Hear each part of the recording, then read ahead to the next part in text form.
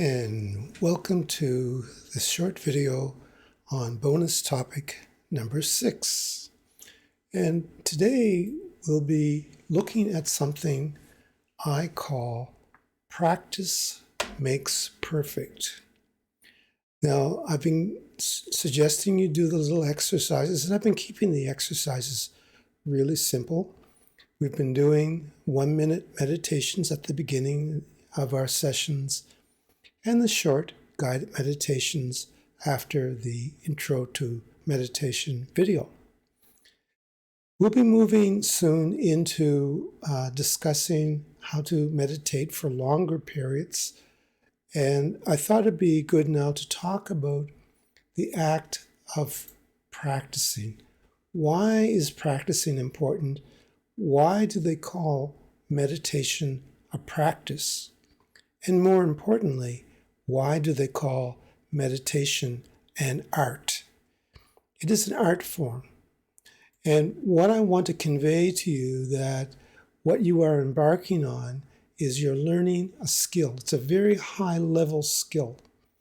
And I know many people will present meditation as a rather simplistic thing, but believe me, it is an art and it is a very sophisticated skill. So with that in mind, I want to talk about the stages of learning and the steps that I think are key for you at this stage is learning that there's an initial stage, and then you'll move into a stage where you'll be starting to integrate this knowledge into your daily life to a point where it will become a habit. And then finally, when you reach a certain level, your skills will become totally subconscious in nature, and you will just implement them. You will apply them unconsciously through your subconscious mind power.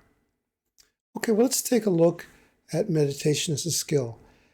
In the very first session in the intro to meditation, I indicated that meditation has been around for a long time and that it came from the eastern part of our world and migrated to the European countries and then finally to North America. But the practice of meditation is considered of the highest skill level. And in some parts of the world, if you are seen as a skilled meditator or a meditation instructor, you're considered to be very, very, very highly respected. And the reason is that in some countries, they understand that the most powerful thing that you can learn about is yourself, is your mind. But it takes practice. I want to just refer to learning a skill. And here's a little chart. I know on the upper axis, x-axis, they talk about accumulation of skill points. Think of that as effort. Think of that as time. And as a novice, you might spend very little time, and you might not do any of the things. You might not meditate at all. And I have to admit, when I first started out with learning about this, I didn't meditate as much as I should. I didn't practice as much as I should. But then as I began to see benefits, I began to practice more. And particularly as I began to help others learn it, I began to practice more.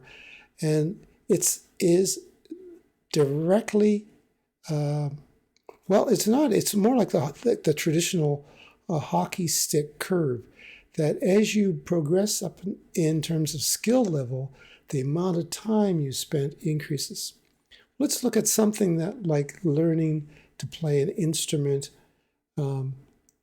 So this is an example of learning to play a musical instrument such as a piano. And they've broken this down really interesting. If you notice that they looked at in the far left column hours per week.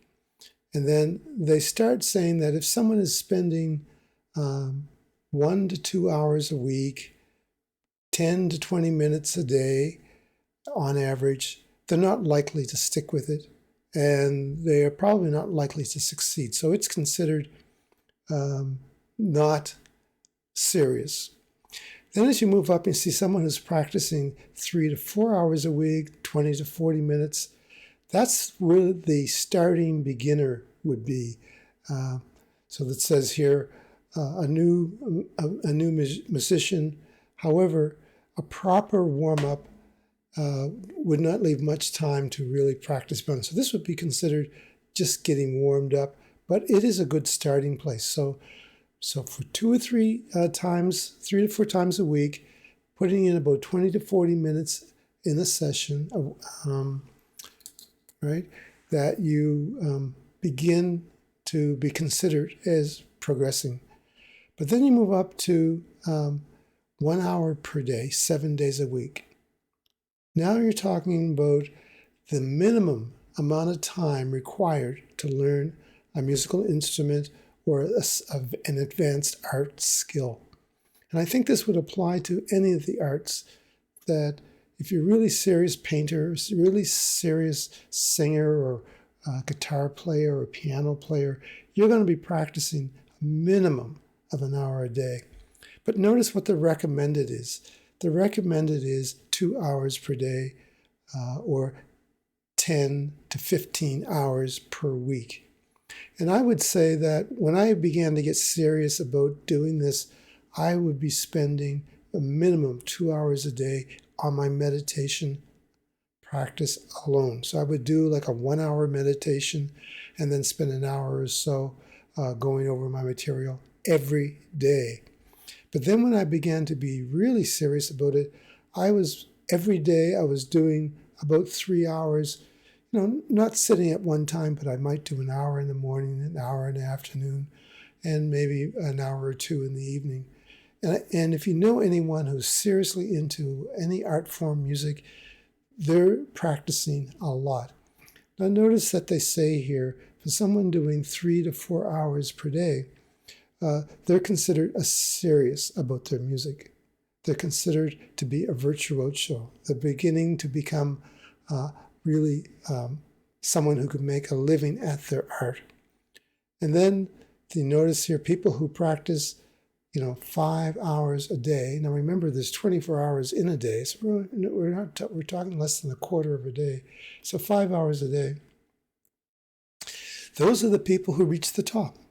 Those are the people who excel. So I want you to see this chart, and I think it applies to any art form, and I consider meditation an art. And the stages happen similar to this, that in the beginning of wanting to learn meditation, you really don't know what you don't know. And you are unconsciously incompetent.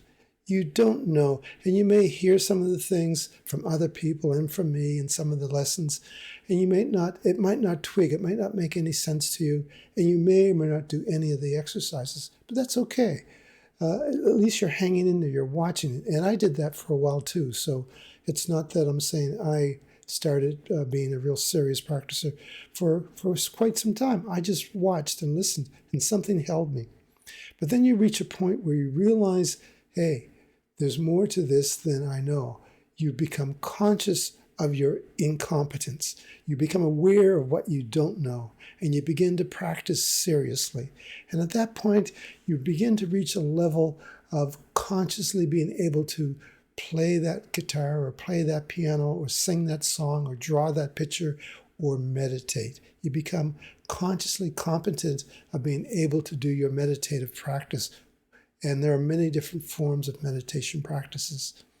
I practice on a daily basis 2 or 3 different types of meditation applications. And I'll talk about that if you want. But then through practice and time, you reach the top level, which in this chart, it's calling unconscious competence. But it's what I call being accessing your skill level at the subconscious level. So you begin at the very beginning, which is, let's say we are all here, and you want to be like that child in these pictures here. You want to be curious. You want to play. You want to touch. You want to get involved. And it's through practice and practice that you begin to integrate the material. And initially, you may not even know what the significance is of what you're doing. You may not know that your ability to play with those blocks might lead to someday you being a sculptor. So I'm suggesting that at this stage you begin to build habits. Build habits of doing your meditation. I've been trying to instill a habit by doing the one meditation at the beginning of every one of our sessions. I'm making it a habit. You need to make your practice habit. And basically in your life, and this is what the internal map of reality is about, making all your habits resourceful habits. This is the key to your subconscious. It's the habits that will either take you forward or hold you back. It's the habits that have the hidden secret meaning of your power. And if you're around people who are very, very successful, you will notice that they do things without even hesitating. They do it, as the expression is, like water falling off the back of a duck. It just flows through. They do it automatically because they practice and practice and practice. Very seldom do any of these skills get handed to you. I've been fortunate and a few pieces of knowledge have been handed to me, but the rest I've been had to get down on my hands and knees and scrub the floor. You have to do the work. And by doing the work, you begin to realize what you don't know. And you begin to gain some of that skill internally. And I can't tell you what your skill will be. I can't tell you what you will master. This is unique to each person. You have your own set of library of knowledge inside of you that through practicing your various meditation skills, and I've been hinting at a number of them and also directly pointing to some specific ones, but we're going to dig deeper into it. But it's your practice, not mine, that will take you to the next level. You have to do it yourself. And by doing the exercises and beginning to meditate, things will begin to open for you. No one can do it for you. Well, that's pretty much my positive mental attitude chit-chat for today. And I'm serious about it because you're more than welcome to watch these lessons and to watch them as an observer, being disassociated from the material. And that's perfectly okay. But I really would like you to become fully associated with the material and gain the benefits. And only by trying these things and practicing do you begin to gain the benefits. Okay, see you in the next session.